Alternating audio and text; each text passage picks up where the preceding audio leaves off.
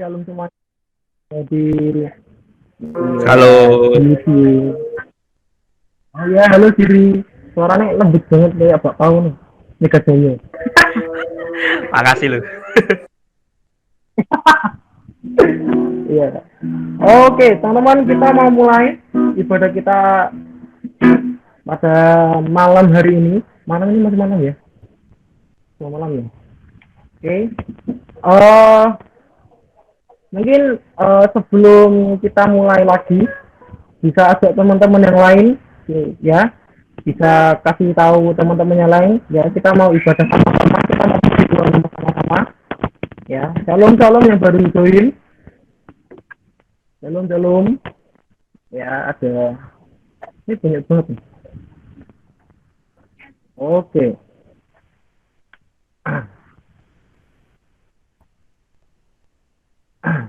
Ya, jadi dimanapun teman-teman berada, ya, kita mau memulai ibadah kita pada malam hari ini, ya, seperti biasa. Kita kita coba belajar buat beribadah nggak dengan cara biasa teman-teman, jadi dengan kerinduan yang lebih lagi, dan kita datang ke Tuhan nggak cuma cari berkatnya aja, tapi ya cuma bener-bener mau ngomong ke Tuhan, Tuhan terima kasih aku mengucap syukur lebih dari ini gitu. Jadi kita mau berdoa dulu teman-teman sebelum kita memulai ibadah. Aku minta tolong dengan kasih Mbak Nika Gracia sing ayu dhewe. Berdoa ya Mbak ya, wes cantik wes lipenan bareng. Siap. Minta tolong berdoa ya Mbak ya, buat mulai ibadah kita pada malam hari ini. Saya persilakan. Oke. Ya Pak.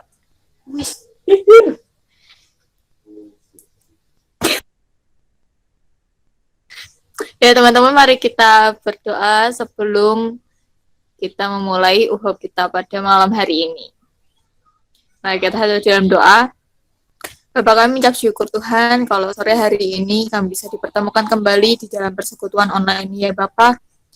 Kami mau Tuhan agar hadirat-Mu saja yang beracara dalam persekutuan kami, dan hanya hadirat-Mu saja yang menguasai Tuhan setiap hati kami, pikiran kami ya Bapak. Engkau yang berkati kami dari awal pertengahan hingga akhir, biarlah hanya nama-Mu yang saja yang dipermuliakan ya Bapak. Terima kasih Bapak, hanya cerita nama-Mu kami berdoa dan bersyukur, haleluya, amin. Amin. Amin amin. Thank you ya Mbak Niko. Oke teman-teman, shalom sekali lagi. Ya, kita mau puji sembah Tuhan, kita mau rayakan kalau kita tuh bersyukur atas semua yang sudah teman apa itu ya, atas semua yang Tuhan sudah berikan pada kita, ya. Jadi aku mau ajak teman-teman buat kita mau sembah Tuhan, kita mau, ya, jangan kalah sama ibadah-ibadah offline kalau kita waktu di gereja atau di persekutuan yang lainnya. Jadi kita nggak mau kalah kalau kita di online, kita nggak mau kalah kalau waktu kita ibadah-ibadah offline seperti biasanya, ya. Kita mempujikan satu pujian luar biasa banget teman-teman. Mas media bisa tolong keluarkan liriknya, ya. Oke. Ya.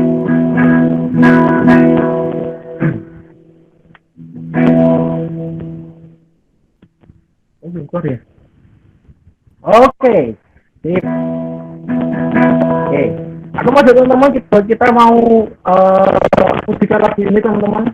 Pujian ini apa ya, kalau kita nggak pernah harus ragu atas kesetiaannya, jadi kita pegang hidup kita. Mari kita mau pujikan dengan Tuhan.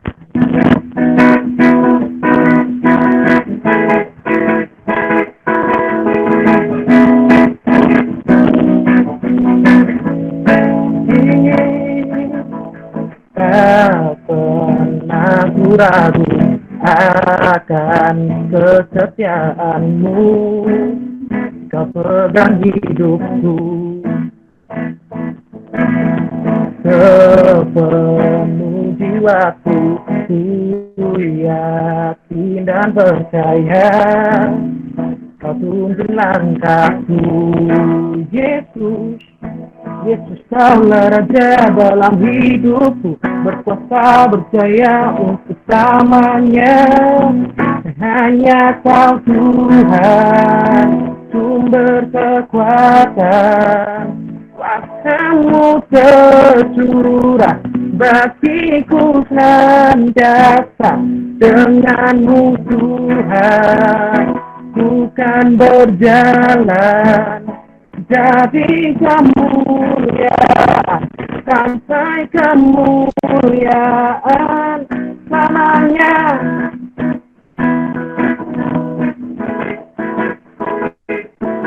Tidak pernah ku ragu akan kepercayaanmu, kau pegang hidupku sepenuh jiwaku, ku yakin dan percaya kau tuntun langkahku. Yesus kaulah raja dalam hidupku, berkuasa berjaya untuk selamanya. Hanya kau Tuhan, sumber kekuatan, kuasamu tercurah bagiku senantiasa. Denganmu Tuhan, ku kan berjalan dari kemuliaan sampai kemuliaan.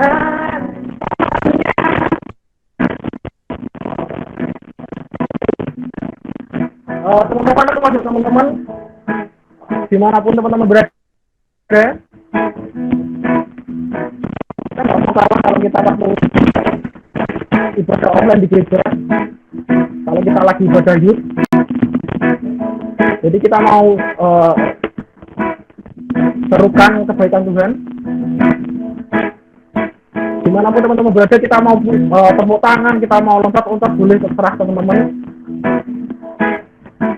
Tapi aku mengajak teman-teman buat kita tetap sembah Tuhan. Lagi ini mengatakan luar biasa banget teman-teman.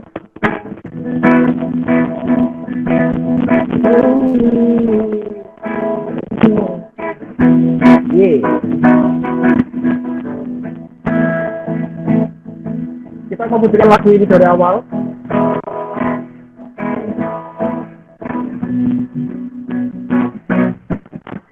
Tak pernah ku ragu akan kesetiaanmu, kau pegang hidupku sepenuh jiwaku, ku yakin dan percaya kau tuntun langkahku. Kaulah raja dalam hidupku, berkuasa berjaya untuk selamanya. Hanya kau Tuhan, sumber kekuatan, kuasamu tercurah bagiku senantiasa. Denganmu Tuhan, ku kan berjalan dari kemuliaan sampai kemuliaan. Hanya kau Tuhan, sumber kekuatan, kuasamu tercurah bagiku senantiasa.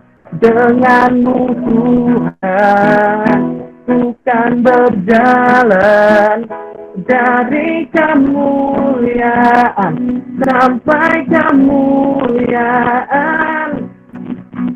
Hanya kau Tuhan, sumber kekuatan, kuasamu tercurah bagiku senantiasa. Denganmu Tuhan, ku kan berjalan dari kemuliaan sampai kemuliaan selamanya.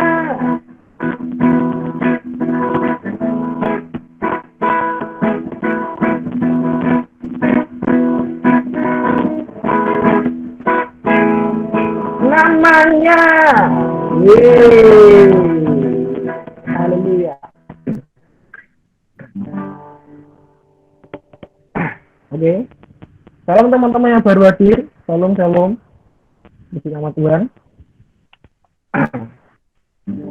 Oke, teman-teman aku mau ajak untuk kita sembah Tuhan lagi.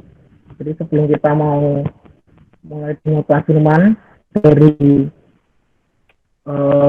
Kak Niko Gracia, ya, kita mau pujikan topik pujian teman-teman.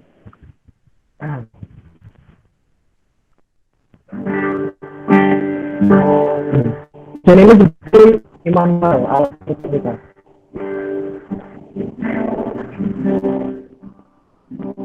Mungkin kalau teman-teman ada yang tahu atau yang mungkin belum tahu, di sini kita mau belajar sama-sama teman-teman.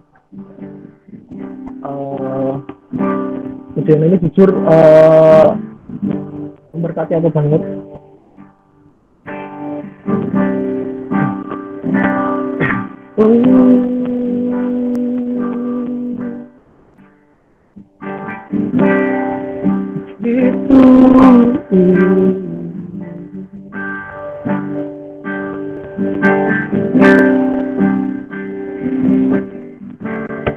Waktu datang dan berserah, menyatakan Kau yang berkuasa dalam gelap, Kau setia, Kau cahaya hidupku. Oh, Kau kuatkan aku bertahan, Kau harapan dalam kesesakan, Kau buktikan kesetiaan-Mu Tuhan. Engkau Allah Immanuel.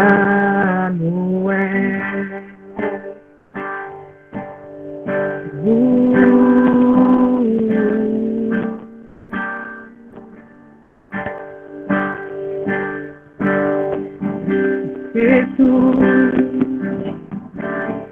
aku datang untuk menyembah, ku nyatakan Kau yang berkata dalam lemah Kau sempurna, Kau cahaya hidupku. Kau kuatkan, Kau kuatkan aku bertahan, Kau harapan dalam kesesakan, Kau buktikan kesetiaan-Mu Tuhan. Engkau Allah Immanuel. Kau kuatkan aku bertahan, Kau harapan dalam kesesakan, Kau buktikan kesetiaan-Mu Tuhan. Engkau Allah Immanuel. Kau kuatkan aku bertahan, Kau harapan dalam kesesakan, Kau buktikan kesetiaan-Mu Tuhan. Tuhan, Engkau Allah Immanuel. Kau kuatkan aku bertahan, Kau harapan dalam kesesakan, Kau buktikan kesetiaan-Mu Tuhan, Engkau Allah Immanuel.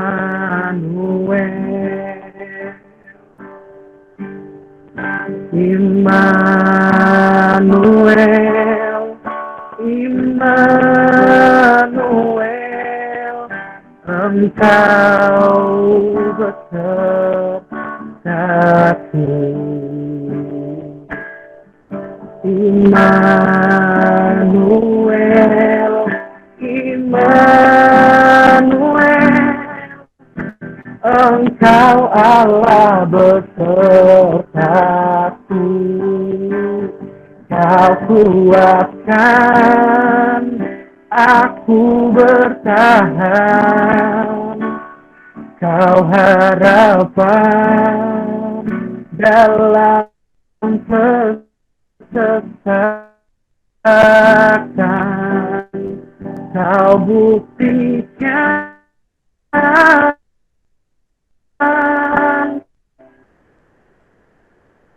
kesetiaan-Mu Tuhan,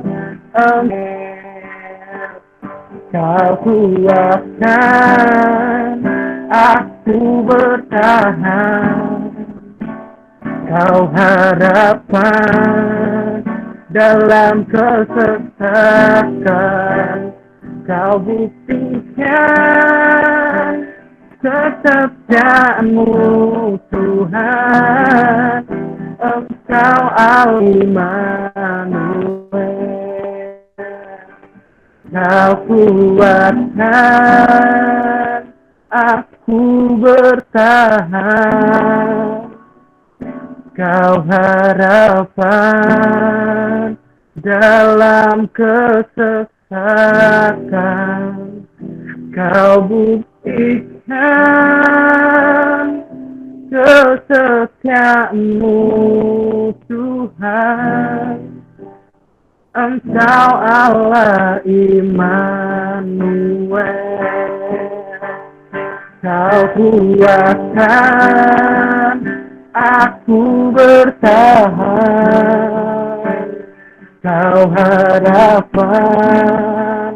dalam kesesakan, Kau buktikan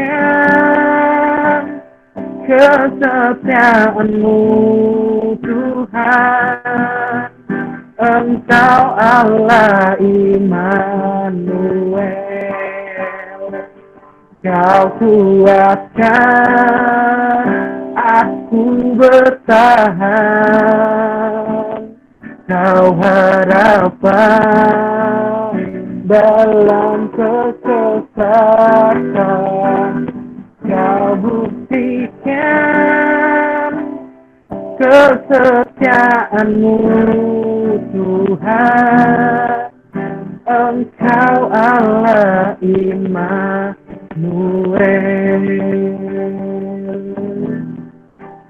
Engkau Allah Immanuel.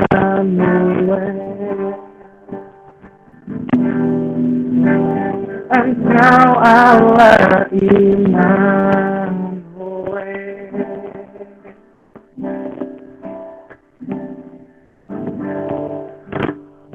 Mari teman-teman kita mau bersatu dalam doa. Bapak, kami mengucap syukur Tuhan kami dapat bertemu di Google Meet pada malam hari ini, walaupun tidak secara langsung Bapak, tapi kami percaya 2-3 orang berkumpul di dalam nama-Mu, Engkau hadir di tengah-tengah kami Tuhan, dan kami sungguh percaya Engkau hadir di tengah-tengah kami, walaupun kami mengadakannya secara online Bapak. Kami percaya hadirat-Mu nyata untuk setiap kami Tuhan. Dan Bapak, sebentar Tuhan kami akan mendengarkan sebagian dari firman-Mu. Mari Bapak ajari setiap kami memiliki hati yang mau untuk belajar lagi, hati yang mau untuk didisiplinkan lagi, hati yang memiliki respon yang baik dalam mendengarkan firman-Mu Bapak. Jadi kami juga untuk memiliki hati yang siap untuk ditabur dan dapat berbuah banyak dan lebat Bapak. Terima kasih, kami siap untuk mendengarkan firman-Mu, berkati Kak Nika Tuhan yang kami menyampaikan firman. Mari Bapak tutup bungkus hamba-Mu ini biar perkataan yang daripada Musa Tuhan yang akan tersampaikan dengan baik Tuhan. Terima kasih. Kami siap untuk mendengar firman-Mu. Hanya di dalam nama Tuhan Yesus kami sudah berdoa dan mengucap syukur. Yang percaya katakan amin. Haleluya. Silakan kakak-kakak cantik berdoa klipenan bareng. Silakan. Shalom. Shalom. Shalom. Shalom, shalom. Shalom. Shalom.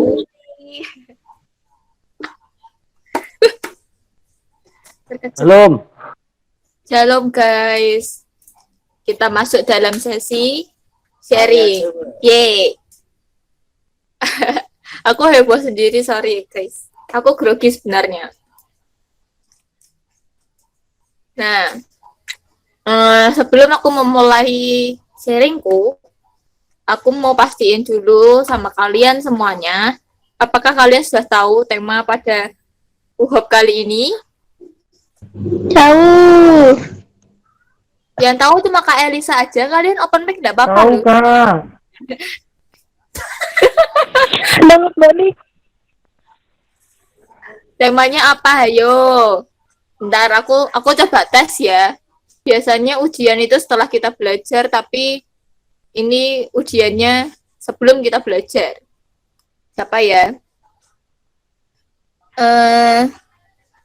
Priska deh. Elizabeth Priska, kamu tahu enggak tema hari ini apa?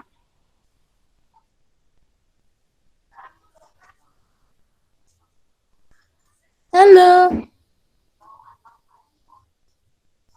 Heart of Covenant. Heart of Covenant. Siapa lagi ya? Siapa tahu ada yang nggak tahu gitu. Siapa ya? Siapa ya?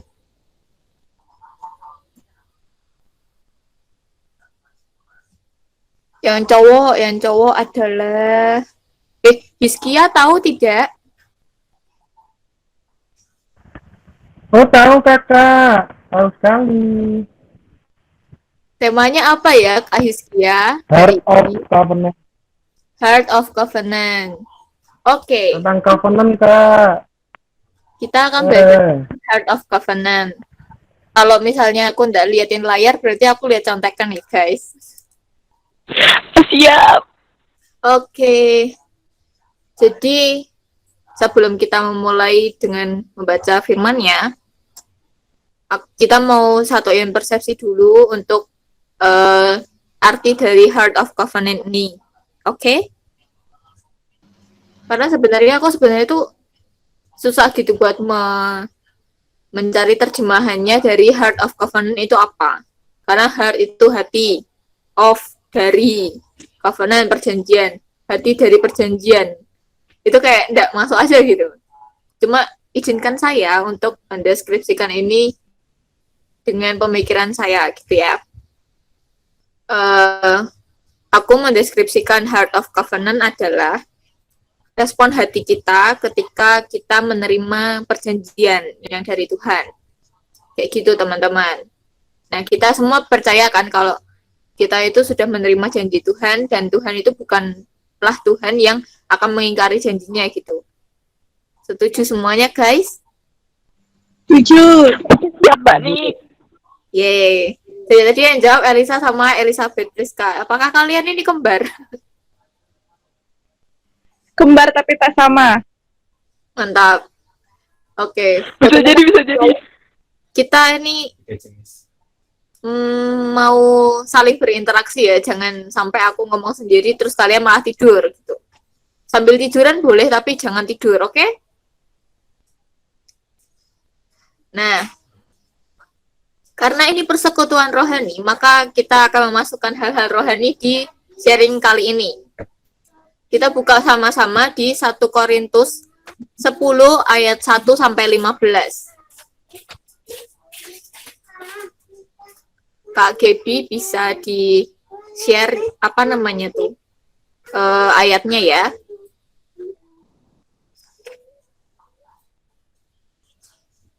Di 1 Korintus 10 ayat 1 sampai 15.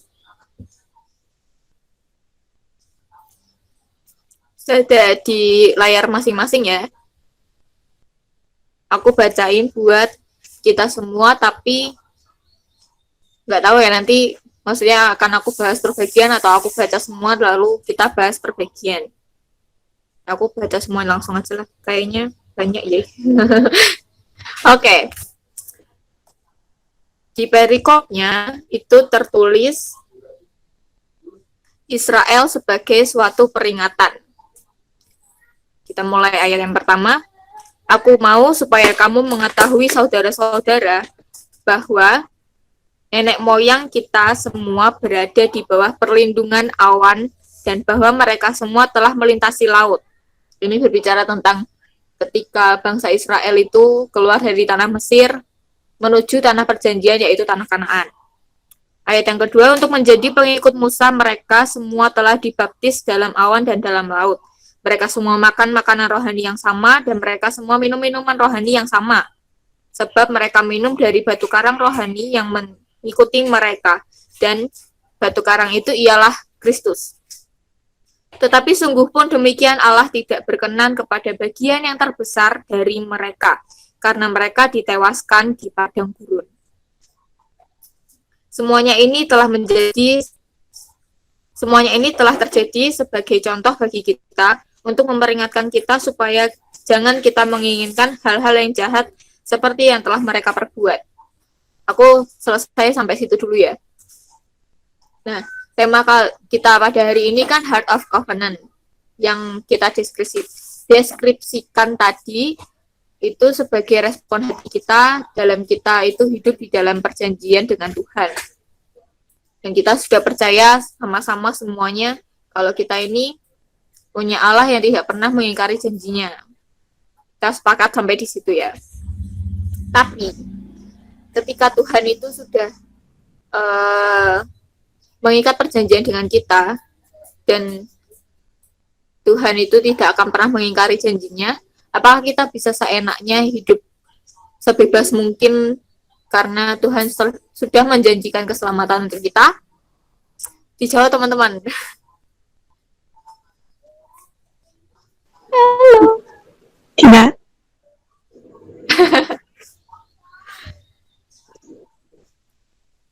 Oke, jadi jawabannya enggak. Kita enggak bisa hidup semena-mena, seenak pemikiran kita, seenak kelakuan kita, hanya karena Tuhan itu sudah berjanji atas hidup kita. Gitu.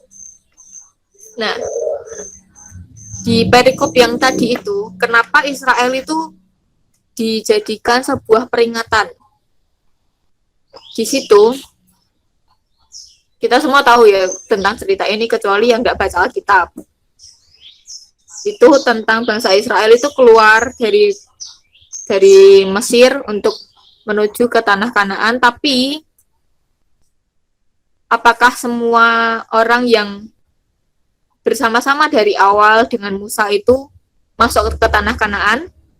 Itu sebuah pertanyaan dan saya mohon dijawab. La la la la. Oke, tak jawab sendiri ya guys ya. Ini apa pertanyaannya? Pertanyaannya adalah apakah semua orang yang bersama-sama dengan Musa dari awal mereka keluar dari Mesir, apakah semua itu masuk ke tanah perjanjian yaitu tanah Kanaan? Itu pertanyaannya. Silahkan dijawab. Halo Kak, Shalom. Gak semua. Shalom. Gak semua Kak. Gak semua ya Julius ya. Terima kasih sudah menjawab. Nah, ini untuk teman-teman semua, kita mau interaksi bersama-sama biar kayak ibadah beneran. Jadi jangan cuma mendengar apalagi cuma menonton gitu ya. Nah, dari sini kita tahu nih, tidak semuanya masuk ke tanah Kanaan. Nah, tapi apakah ada yang dari awal sampai akhir itu ikut dan masuk ke tanah Kanaan? Minyak telur. Maaf, Aku mau balik, tapi keluar. Enggak semua, Kak. Tadi. oke. Maaf ya guys, ada suara ponaan saya. Oke. Dari semua apa ya? Apa nyebutnya? Semua orang yang ikut Musa keluar dari Mesir, itu di akhir hanya ada 2 orang yang bisa masuk ke tanah Kanaan, yaitu titik-titik. Coba diisi titik-titiknya. Yosua dan Kaleb. Yeay, 100 buat Kak Elisa. Nah, hanya 2 dari sekian banyak orang yang keluar dari tanah Mesir dari awal, tapi hanya 2 yang bisa masuk ke tanah perjanjian, yaitu tanah Kanaan. Nah, kenapa bisa kayak gitu ya? Ini yang akan menjadi sebuah peringatan bagi kita. Nah, kita baca di ayat 5 lagi. Tetapi sungguh pun demikian, Allah tidak berkenan kepada bagian yang terbesar dari mereka, karena mereka ditewaskan di padang gurun. Kenapa sih mereka sampai ditewaskan? Padahal Tuhan berjanji atas tanah Kanaan itu, ya kan? Itu yang akan kita pelajari saat ini. Yang pertama,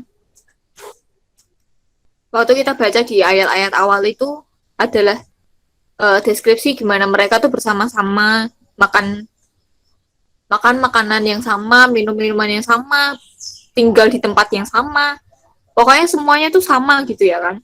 Mereka makan mana yang dari Tuhan, mereka minum air yang dari batu yang dipecahkan gitu ya.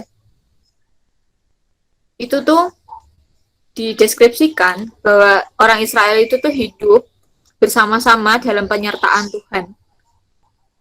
Kayak contohnya nih, penyertaan Tuhannya itu apa?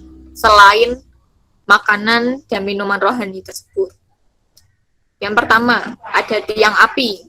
Bentar guys, berisik soalnya. Yang pertama ada tiang api yang menaungi mereka saat malam hari. Terus ada tiang awan waktu siang hari. Terus mereka bisa melewati sungai. Kok sungai? Melewati laut. Waktu itu Tuhan membelah lautnya dan mereka bisa bebas dari kejaran Mesir, ya kan? Hal itu menunjukkan suatu relationship mereka dengan Tuhan. Bagaimana mereka bergantung kepada Tuhan dan Tuhan itu menyertai mereka kayak gitu. Tetapi di dalam relationship itu bukan berarti mereka tidak bisa berbuat dosa. Kita bisa baca di ayat setelahnya, di ayat 6 sampai 11 itu menunjukkan respon hati mereka terhadap penyertaan Tuhan. Yang di ayat yang ke-6, semuanya ini telah terjadi sebagai contoh bagi kita untuk memperingatkan kita supaya jangan kita menginginkan hal-hal yang jahat seperti yang telah mereka perbuat. Apa yang telah mereka perbuat gitu ya, toh? Hal-hal yang jahat, kalau kalian pakai Alkitab yang ada di HP, itu kan mesti ada apa ya, bintangnya atau bunganya gitu ya kan. Untuk lihat ke pasal lain di kitab lain. Itu coba kalian cek ada di Bilangan 11 ayat 4. Biar kita tahu hal-hal jahat apa sih yang mereka perbuat sampai mereka itu nggak bisa masuk ke tanah perjanjian. Tak bacain buat kalian ya. Bilangan 11 ayat 4, kalian juga bisa baca di layar yang di-share oleh Uho. Orang-orang, bajingan, yang ada di antara mereka kemasukan nafsu rakus. Dan orang Israel pun menangislah pula serta berkata, siapakah yang akan memberi kita makan daging? Apakah mereka itu kekurangan makanan? Enggak. Mereka itu bosan dengan makanan-makanan mereka yang hanya manas setiap hari selama perjalanan mereka. Itu kalau kalian baca fullnya bagian di bilangan 11 ayat 4 itu, mereka tuh bilang kalau mereka di Mesir itu bisa makan ikan, bisa makan daging, bisa makan semua yang berasa-rasa tanpa harus membayar. Apa bedanya sama mana yang juga tanpa harus membayar gitu ya toh? Bedanya cuma rasanya. Mereka tuh bosan makan mana. Itu yang pertama itu tidak bersyukur dengan apa yang Tuhan kasih gitu. Yang kedua di ayat 7. Ayat 7 yang di 1 Korintus 10. Dan supaya jangan kita menjadi penyembah-penyembah berhala, sama seperti beberapa orang dari mereka, seperti ada tertulis, maka duduklah bangsa itu untuk makan dan minum, kemudian bangunlah mereka dan bersukaria. Itu kalau kalian lihat preferensinya, merujuk ke Keluaran 32.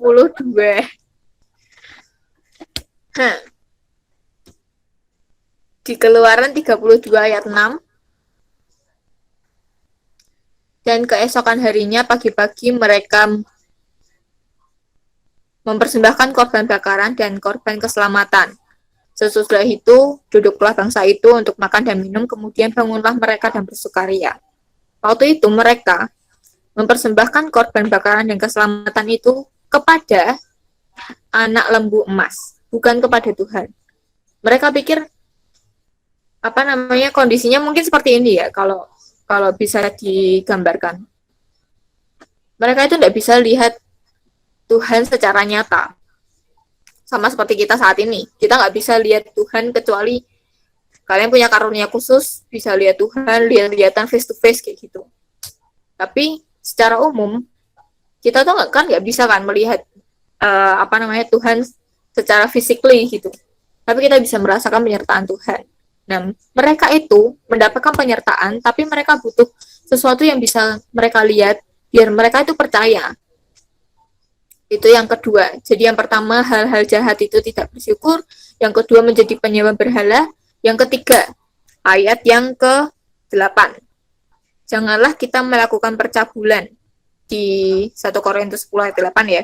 Janganlah kita melakukan percabulan seperti yang dilakukan oleh beberapa orang dari mereka, sehingga pada satu hari telah tewas 23.000 orang. Satu hari aja loh, 23.000 orang yang berbuat dosa. Itu masalah percabulan nggak perlu tak jelasin ini ya terlalu detail, karena aku yakin kalian juga udah ngerti gitu masalah ini. Nah, selanjutnya di ayat yang ke-9. 1 Korintus 10 ayat 9. Dan janganlah kita mencobai Tuhan seperti yang dilakukan oleh beberapa orang dari mereka, sehingga mereka mati dipagut ular. Nah, mereka itu nggak bisa masuk ke tanah perjanjian atau tanah Kanaan itu karena mereka mencobai Tuhan. Mencobai Tuhan itu seperti apa? Mari kita lihat preferensinya di bilangan 21 ayat 5. Terima kasih. Bilangan 21 ayat 5, lalu mereka berkata-kata melawan Allah dan Musa. Mengapa kamu memimpin kami keluar dari Mesir? Mengapa sih Musa tuh membuat kita tuh keluar dari Mesir gitu, kata orang Israel. Supaya kami mati di padang gurun ini. Sebab di sini tidak ada roti dan tidak ada air, dan akan makanan hambar ini kami telah muak. Terlihat ya, kayak yang tadi, mereka tuh tidak bersyukur dengan mana yang udah Tuhan sediakan. Dan mereka tuh mulai ragu gitu, karena ini kapan gitu loh masuk tanah perjanjian. Padahal mereka itu percaya gitu kalau Tuhan itu sudah menjanjikan tanah Kanaan yang berlimpah susu dan madu, tapi nggak nyampe-nyampe. Itu membuat mereka tuh ragu akan janji Tuhan kayak gitu. Lalu yang terakhir adalah bersungut-sungut. Di ayat 10, 1 Korintus 10 ayat 10. Dan janganlah bersungut-sungut seperti yang dilakukan oleh beberapa orang dari mereka, sehingga mereka dibinasakan oleh malaikat maut. Dari situ, dari setiap setiap hal jahat yang mereka lakukan, itu ada konsekuensi, yaitu mereka dibinasakan. Mereka mati, dan mereka yang pasti tidak masuk ke tanah perjanjian. Itu bisa direlevansikan dengan kita ketika kita sudah menerima janji Tuhan nih. Tuhan itu berjanji kalau misalnya dia tidak akan mempermalukan anaknya. Kan kita semua anak-anak Tuhan ya. Amin. Tapi kita semena-mena dengan hidup kita. Misalnya, contoh yang gampang banget gitu ya. Kita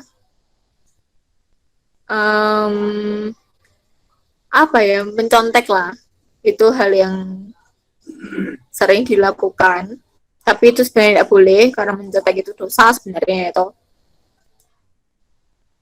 Padahal Tuhan nih udah janjiin kamu nilainya bagus loh kalau kamu tidak nyontek. Tapi kamu nyontek karena kamu tidak yakin nih dengan janji Tuhan.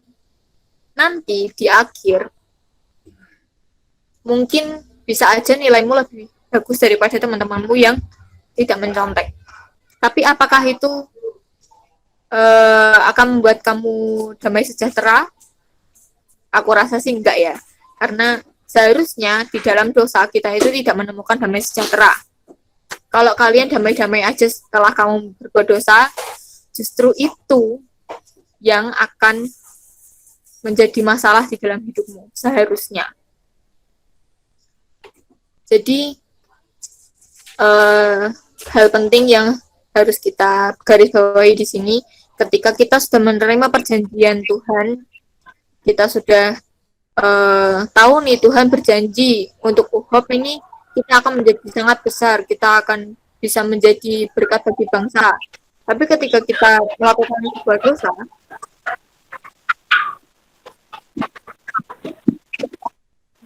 bisa aja Tuhan itu mencabut kita dari kekeluargaan UHOP ini, dan kita cuma nonton di luar UHOP.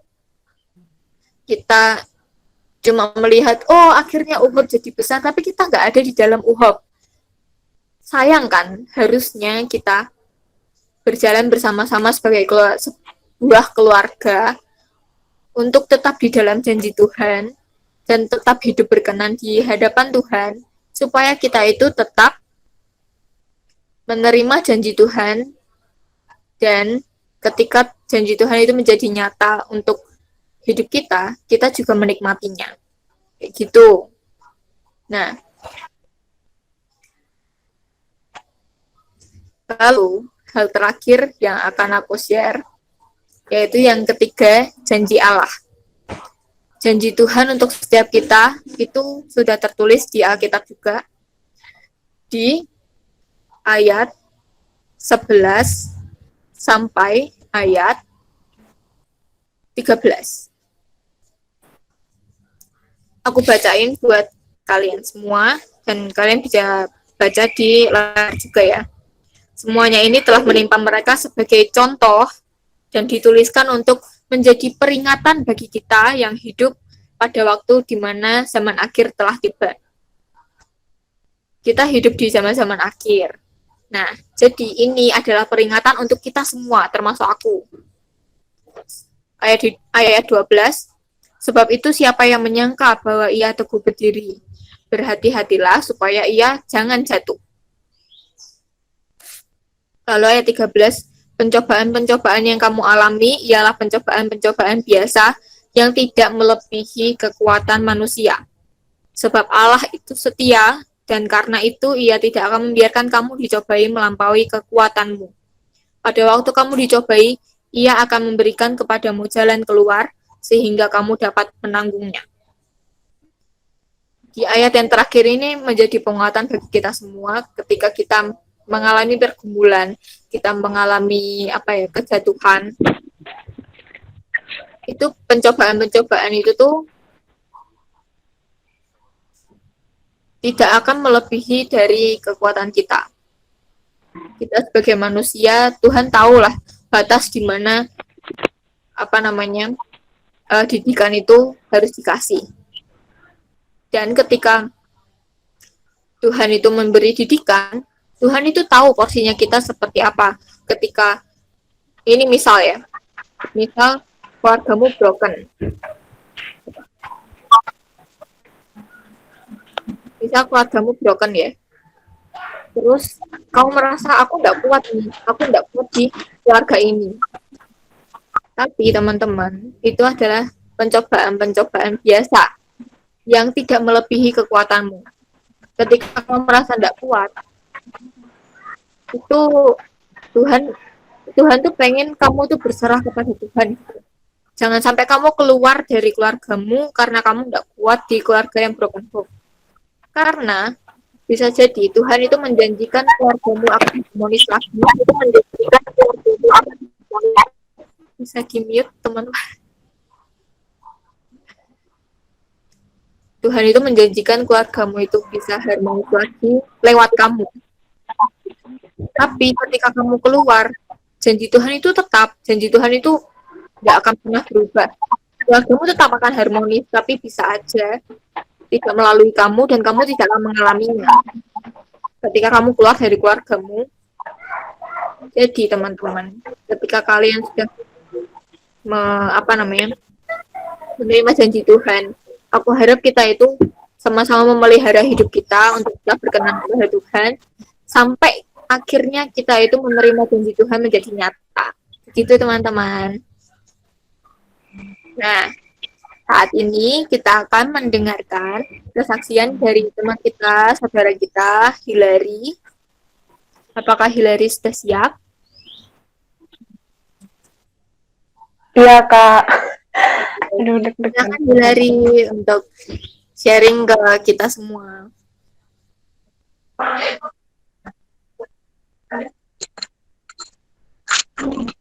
Hai.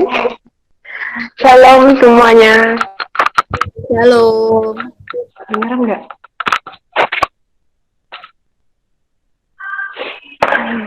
Jadi ini pertama kalinya Hil sharing di sini. Dengar nggak? Kayaknya nggak kedengaran deh. Dengar kok, dengar. Jelas. Kedengaran nggak, Kak? Oh, Dengar dari nggak, aku kira nggak kedengaran soalnya telinga.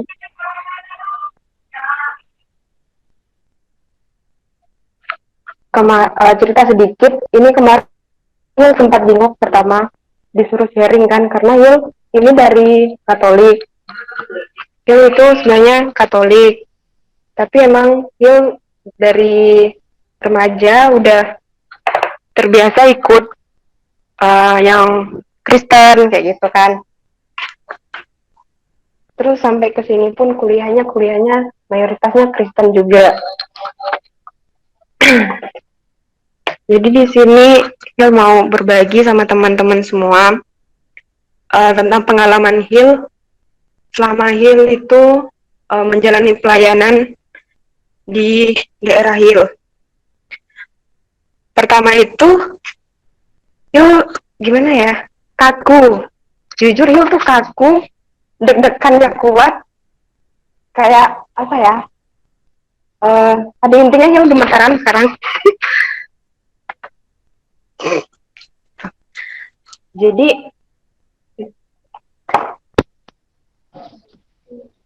itu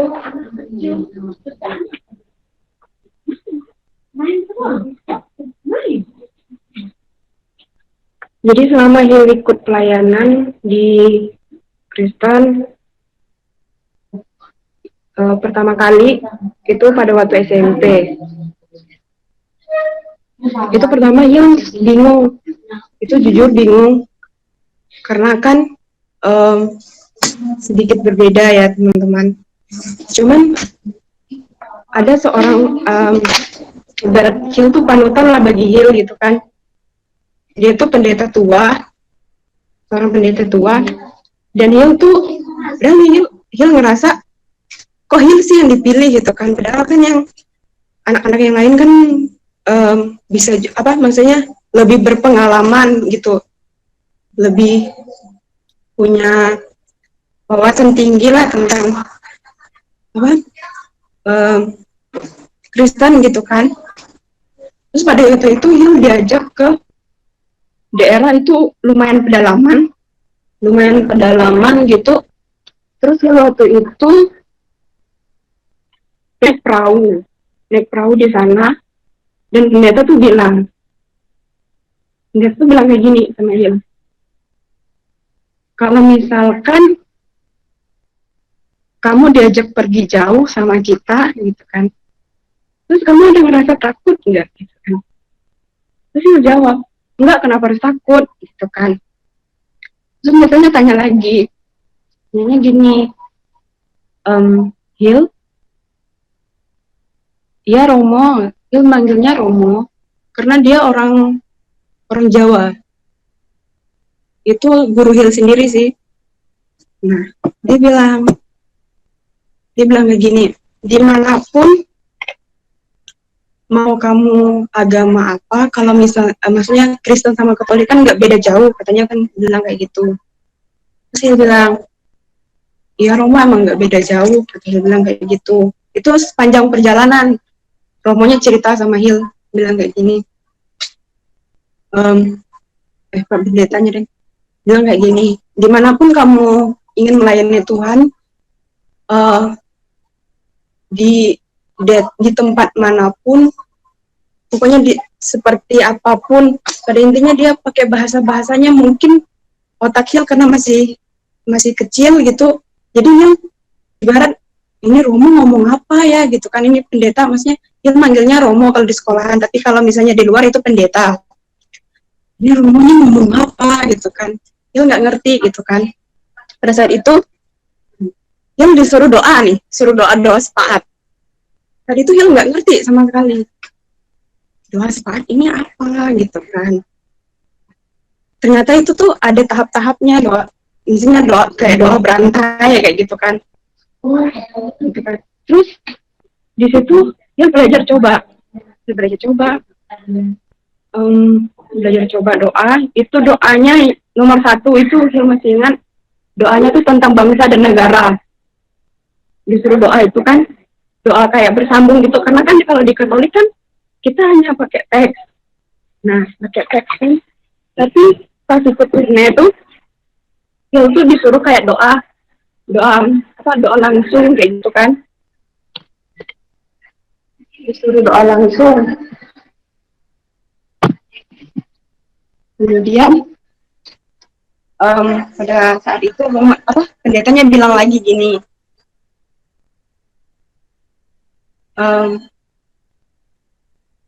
saya tahu kamu takut gitu kan, belum terbiasa gitu kan, tapi bukan berarti kamu nggak bisa gitu. Jadi sudah itu selama Hill SMP itu, Hill kan Kristen ya SMP-nya, terus diajarin tuh sama pendetanya, suruh ikut singer, terus kalau bawa firman Tuhan Hill nggak pernah, cuman Hill disuruh kalau kayak baca Alkitab itu sering, kayak jadi singer, jadi kalau WL, kalau di sini nggak pernah. Cuman Hill kalau waktu SMP itu Hill pernah ikut. Nah, dari permulaan Hill ibaratnya sering ikut pemuda Kristen tuh dari situ. Soalnya Hill pada saat itu kan karena di desa Hill itu mayoritas itu orangnya tuh Kristen, nggak ada yang Katolik. Nah, kebetulan papanya Hill itu tugasnya di sana. Nah, jadi Hill ikut ibadah itu ikutnya Kristen. Nama gerejanya tuh GKE. Jadi papa sama mama pun nggak masalah kalau Hill ikut ke situ gitu kan, ikut ke GKE gitu kan. Mama papa welcome aja, nggak apa-apa gitu kan. Ya selagi kamu benar gitu jalannya, ya nggak apa-apa gitu kan. Udah itu tapi Hill tetap mengikuti Katolik tetap, tapi kalau misalnya kayak pelayanan kayak di luar gitu, Hil lebih ke Kristen. Hil jujur Hil nggak pernah ikut apa OMK, Hil nggak pernah ikut OMK. Kalau misalkan kayak pelayanan gitu, Hil lebih ke Kristen karena Hil dari kecil itu taunya Kristen gitu kan. Gerejanya pun pas ikut sekolah minggu tuh Kristen kayak gitu. Terus udah itu pada saat itu pendetanya bilang Hil gini, pas Hil itu nggak sampai lulus di situ. Hil itu dipindahin papa ke sekolah Katolik. Terus Hil cuma sampai kelas 8 di sekolah Kristen itu kan, terus Hil dipindahin ke Katolik karena papa pindah kerja juga. Pindah lagi, terus udah itu Hil juga ketemunya sama yang Kristen lagi gitu, teman-temannya juga Kristen, anak-anak Kristen lagi. Terus Hil mikir, Tuhan, kok Hil sama sekali nggak pernah ikut OMK gitu kan, padahal kayak Kristen terus ya, tapi nggak masalah sih gitu kan. Yang pada intinya aku melayani, biasanya ikut bareng sama teman-teman gitu kan, karena mau dia nyanyinya seperti ini, seperti kalau di Katolik kan dia teduh-teduh kan lagunya, tapi terus udah ke Kristen tuh emang agak beda gitu kan. Pertama kali Hil masuk gereja itu masuk gereja GKII. Masuk gereja GKII itu ya kayak gitu, rasanya aneh gitu kan, karena kan doanya kayak doa ya sama tadi yang pas Hil ceritain, kayak yang pas Hil dibawa sama pendeta Hil tuh untuk pergi pelayanan itu. Oh jadi ternyata kayak gini ya. Terus semenjak itu Hil ngerasa apakah aku punya dua agama, kata bilang gitu. Hil sempat mikirnya kayak gitu. Hil bilang ketemu lagi sama seorang ibu, dia pendoa tapi Katolik, sama kayak dia Katolik. Terus dia bilang kayak gini sama Hil, selagi kamu masih bisa melayani Tuhan dimanapun, di gereja manapun, baik Kristen, Katolik, ya nggak apa-apa gitu kan.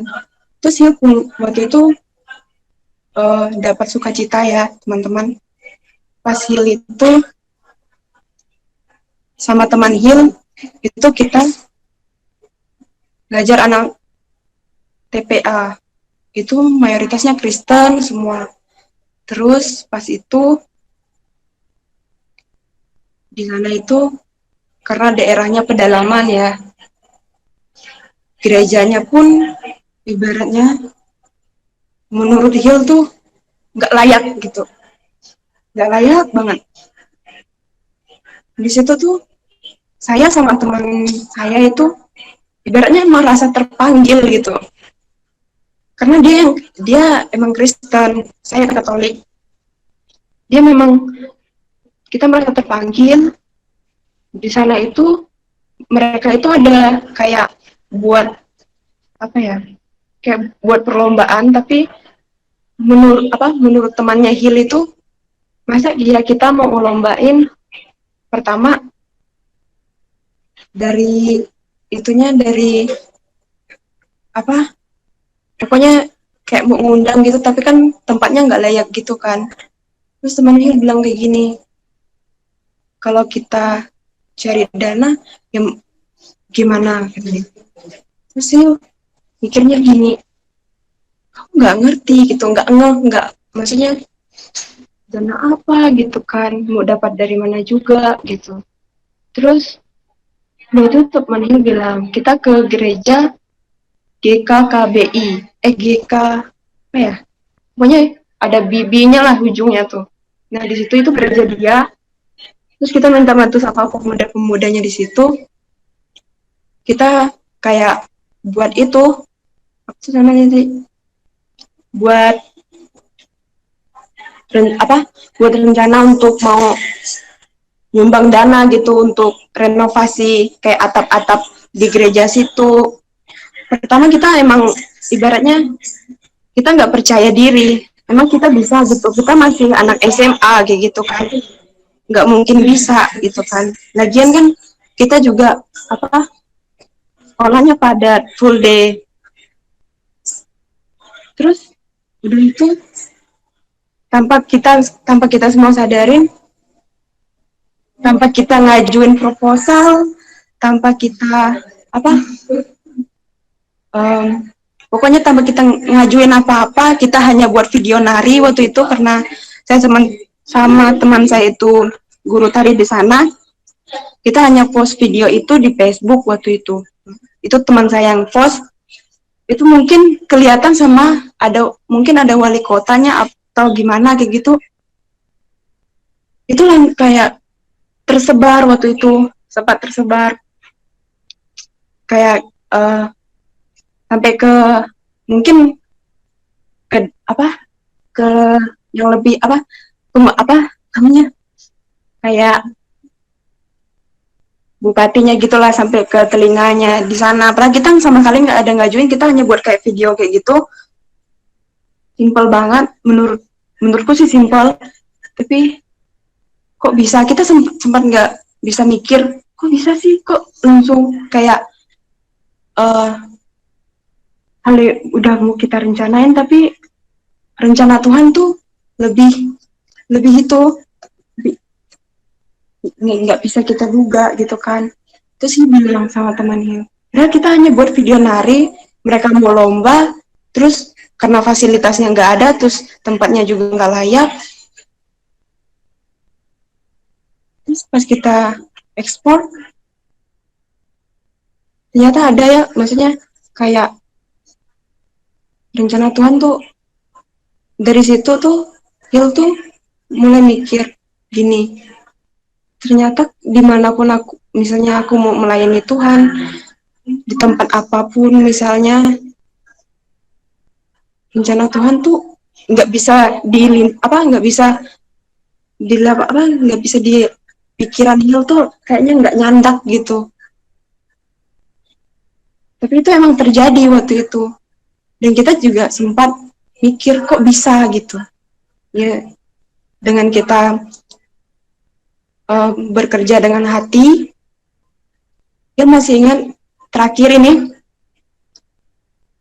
bekerjalah seperti untuk Tuhan dan bukan untuk manusia. Thank you. Yay! Thank you, Hilary. Sangat berkat sekali ya kesaksiannya ya. Semangat terus buat Hilary. Ya. Ya, Kak. Jadi teman-teman, mungkin teman-teman ada yang mau bertanya tentang apa yang disampaikan sama Kak Nike tadi apa gimana? Ada yang mau bertanya, silahkan. Coba ada yang mau apa ya? Nggak ada mau apa-apa deh. Ini suaranya putus-putus. Silahkan.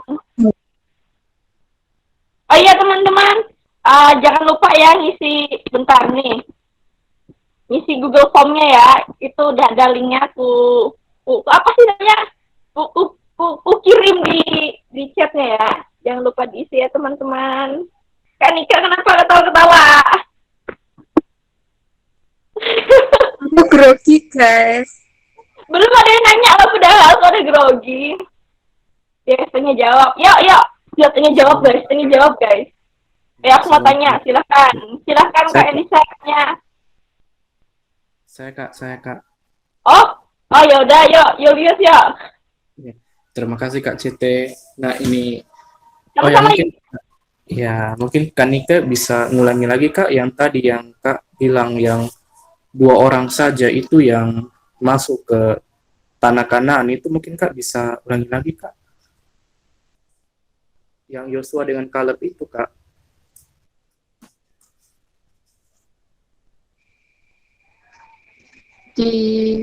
yang tadi kan ngomongin masalah apakah semua itu masuk ke tanah perjanjian atau enggak. Ternyata enggak. Yang masuk itu Yosua dan Kaleb. Oke. Nah, Kak, ini yang mau saya tanyakan di sini, Kak. Jikalau ini apa yang tadi yang Kak, ini bukan momen debat, Kak, tapi bertanya saja. Nah, jikalau ada orang awam yang mendengar itu, pasti kan mereka akan berpikir begini, loh, jikalau ada dua orang yang selamat saja, berarti semua bangsa Israel mati dong. Nah, itu bagaimana kita menjelaskan itu sama orang awam, Kak? Kan mereka pastinya kan notabene kan berpikir begitu, kalau hanya Kaleb dengan Yosua saja yang selamat, dan bukankah Yosua dengan Kaleb itu dua orang dari beberapa pengintai itu, Kak? Pengintai-pengintai di tanah Kanan itu kan hanya dua orang saja yang setia, sedangkan yang lain itu kan sudah mati di hadapan Tuhan. Nah, bagaimana itu, Kak, bisa menjelaskan itu sama orang awam, Kak? Jika kalau ada orang awam yang bertanya seperti itu. Terima kasih, Kak.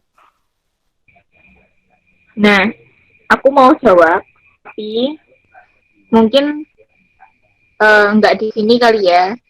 Kita bisa nanti setelah ini membahas ini, karena sebenarnya kan nggak sesuai konteks. Tadi kita membahaskan tentang bagaimana kita hidup di dalam perjanjian dengan Tuhan, bukan masalah siapa yang masuk ke tanah Kanaan dan gimana cara menjelaskannya, apakah ini 2 orang atau berapa orang yang masuk, kayak gitu. Nanti kalau misalnya ada teman-teman yang punya pertanyaan yang sama dengan Julius, aku akan share di grup UHOP aja ya, guys. Bagaimana? Oke. Ya, Kak.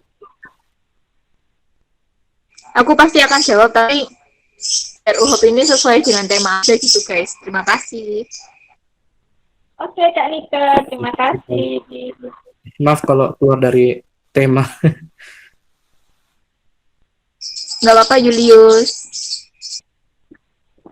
Oke. Ya, guysku, teman-temanku, dia mau bertanya lagi. Tadi katanya si Elisa. Si Kitin katanya mau bertanya. Ayo, silahkan Kitin bertanya. Open mic aja ya, Kak. Sudah.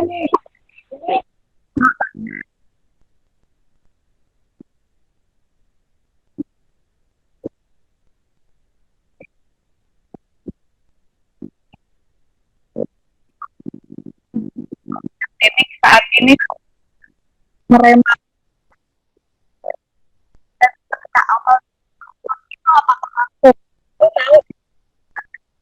kita itu kan tidak bisa 100% ngerti kalau ini ternyata gitu.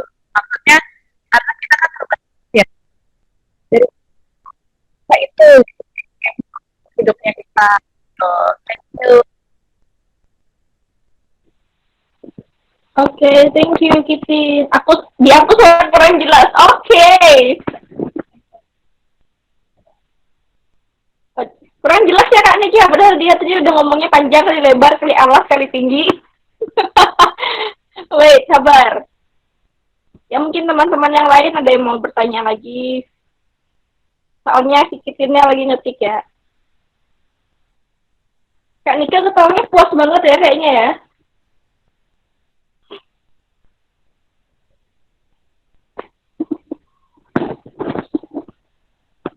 Nah, nih, sudah diketik sama Kitin. Coba bacain ya Kak nih. Deknik mau tanya, kan Deknik sesuai konteks temanya kan tentang respon menerima janji. Sabar ya loading.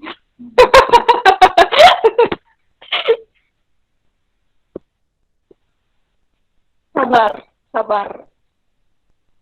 Ayo, shalom teman-teman buat yang mungkin baru pertama kali join.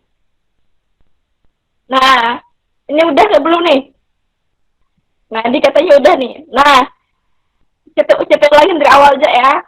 Denik mau tanya, kan Denik sesuai konteks temanya. Temanya tentang respon menerima janji. Nah, Denik, janji Tuhan yang paling merema dalam hidup Denik itu apa? Terus gimana Denik yakin itu adalah janji Tuhan? Ayo Denik, silahkan dijawab deh. Oke, aku coba jawab ya. Yang pertama tadi kan janji Tuhan apa yang paling merema dalam hidupku. Yang paling merema itu janji Tuhan adalah pada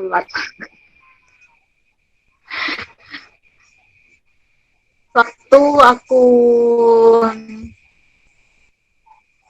SMP.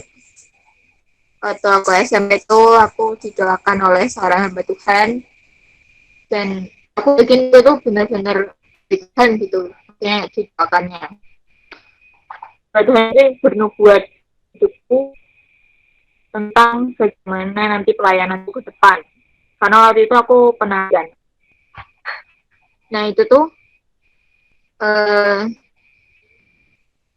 Tuhan ini bilang kalau Tuhan akan membuat kamu menjadi penari benar-benar dampak gitu dalam setiap gerakan itu akan berdampak untuk orang-orang yang lihat kamu menari kayak gitu. Nah, tuh aku yakini banget karena memang passionku itu di nari dan cuma pelayanan itu yang waktu itu aku lakukan. Pokoknya pelayanan apapun di gereja aku cuma bisa nari kayak gitu. Belum bisa nih ngomong sama orang di depan banyak orang, belum bisa ngomong lancar lah pokoknya kalau sama orang mah kayak gitu. Lalu itu benar-benar meremak karena passionku itu cuma satu itu.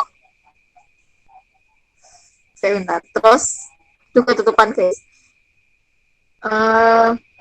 Terus gimana aku yakin kalau itu janji Tuhan?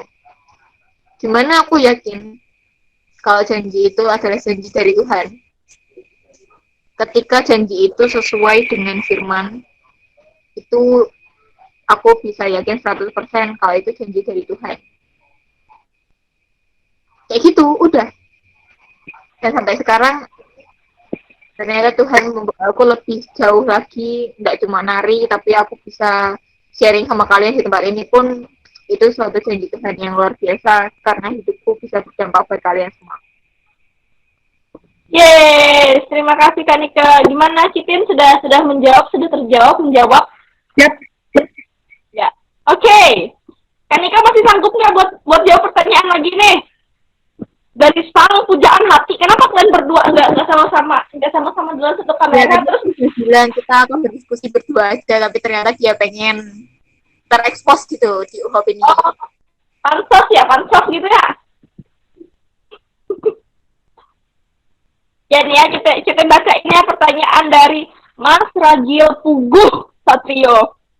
Kan Nika tanya dong, gimana menyikapi hati kita yang berjanji, tapi hati kita sering berubah-ubah suasana hatinya. Kebanyakan banget tuh kata hatinya. Terus, satu lagi tinggi ini. Salah satu janji Tuhan sama kita adalah kita nanti menikmati kemuliaan Tuhan bersama-sama di surga.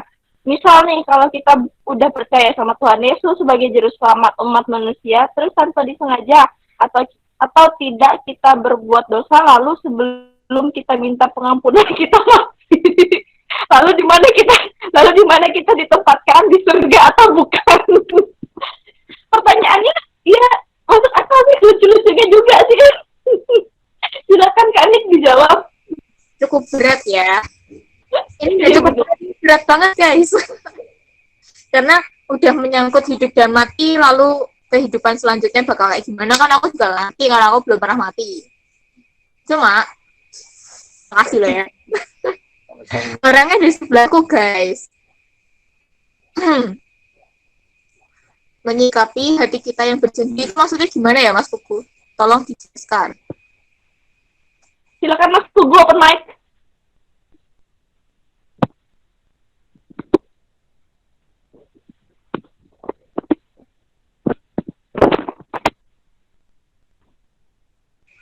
Kita udah kita punya hati buat melayani di PMK, tapi kita nggak memutus. Oh, susah ya. Menyikapi komitmen kita, tapi kita ini kan manusia masih bisa berubah-ubah kayak gitu. Ya namanya komitmen harus tetap komitmen. Seharusnya kita tidak kompromi dengan dosa apapun itu. Apalagi kamu sudah berkomitmen tapi kamu mengingkari komitmen itu.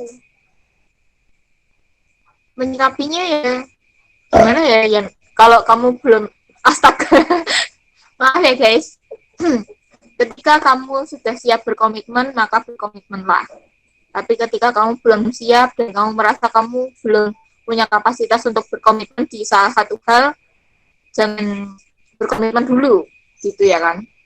Tapi sebisa mungkin, sedini mungkin kamu belajar untuk berkomitmen. Tapi ketika kamu nggak bisa tetap gitu, apa sih bahasa Indonesia yang tetap, mas, belum bisa benar-benar tegas dengan komitmenmu itu, ya kamu minta supaya Tuhan itu kuatkan kamu dalam komitmenmu itu. Lalu untuk pertanyaan yang kedua,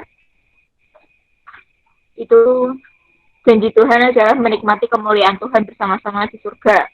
Tapi ketika kita berdosa, belum minta pengampunan, gimana itu?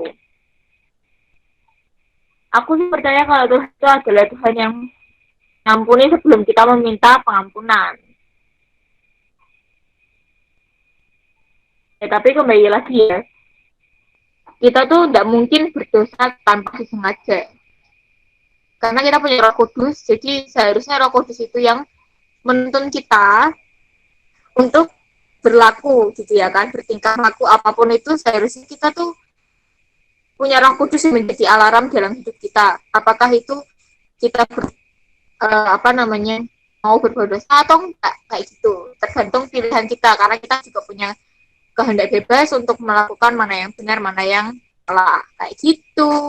Tapi kalau untuk pertanyaan gimana kita akan ditempatkan, nanti saya tanyakan dulu kepada ahlinya ya, Mas ya. Terima kasih. Ya, terima kasih Kak Nika. Gimana Kak Pugu? Apakah sudah terjawab?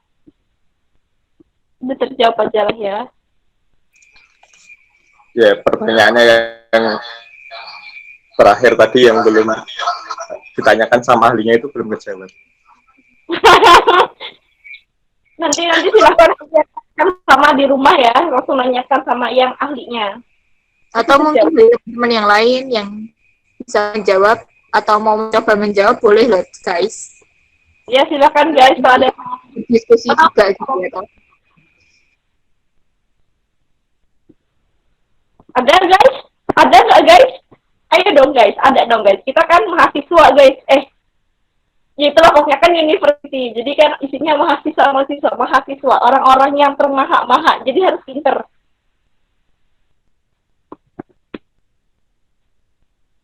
Guys, aku sudah tanyakan pada ahlinya, di manakah kita akan ditempatkan ketika kita berbuat dosa tapi kita belum sempat meminta pengampunan terus kita mati. Jawabannya adalah tetap surga, udah gitu aja. Untuk penjelasan selanjutnya kita akan bahas di grup UHOP setelah saya dapat penjelasannya. Terima kasih. Oh iya, teman-teman buat yang baru join jangan lupa ngisi itu ya, isi Google Form-nya ya, atau udah kirim lagi. Kita mau nutup UHOP kita ya. Minta tolong dengan kasih Kristus, Kak Puguh bisa membawa kita di dalam doa. Silakan Kak Puguh.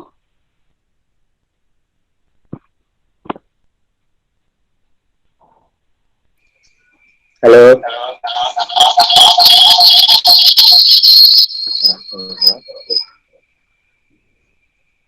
Ya, mari kita satu dalam doa. Ucap syukur ya Bapa untuk malam hari ini. Terima kasih Yesus untuk waktu yang boleh diberikan untuk kami boleh menyediakan waktu untuk bersamamu ya Bapa, untuk memuji, memuliakan namamu, dan untuk mendengarkan sedikit dari firman yang kami dengarkan ya Bapa. Terima kasih ya Yesus, kami berdoa untuk firman yang boleh kami dengarkan pada malam hari ini supaya boleh menuntun di kehidupan kami ya Bapa, dan boleh menjadi teman hidup kami dalam setiap kami beraktivitas ya Yesus. Bapak, terima kasih untuk UHOP pada malam hari ini. Kami mau serahkan UHOP untuk minggu depan lagi ya Bapak, Engkau yang boleh beracara atas kami semua ya Yesus, biarkan Engkau yang boleh hadirmu saja yang boleh hadir di tengah-tengah kami. Terima kasih ya Yesus, kami serahkan kehidupan kami setelah ini yang akan beristirahat maupun beraktivitas lagi, Engkau yang boleh berkati. Terima kasih Bapa, hanya dalam nama putra-Mu yang tunggal Tuhan kami Yesus Kristus kami berdoa dan ucap syukur. Amin.